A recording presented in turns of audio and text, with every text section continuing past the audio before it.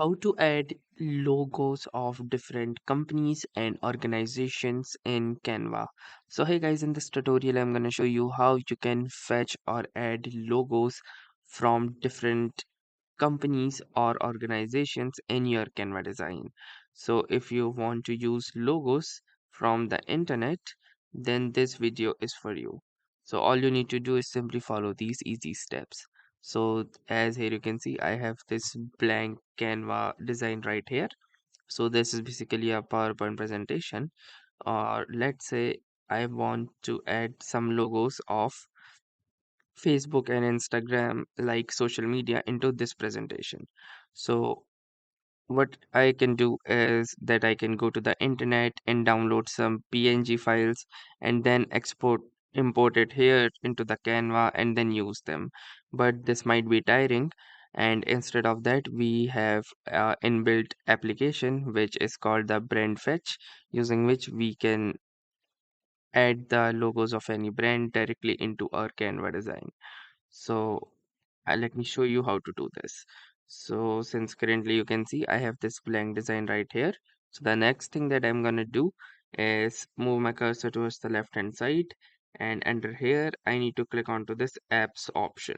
So this is the apps option, and under this apps tab you can search for the app that is Brandfetch. So simply search for Brandfetch, and here you can see this is the Brandfetch logo application. So simply click onto this Brandfetch logo, and from here you can see that the app has started, and from here you can search for any brand name.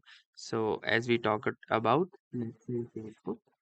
So simply click here and simply search for Facebook, and here you can see the first result that says facebook.com. So simply click onto the facebook.com, which is the official Facebook, and click onto this option, and here you can see that uh, the logo of Facebook has been successfully added.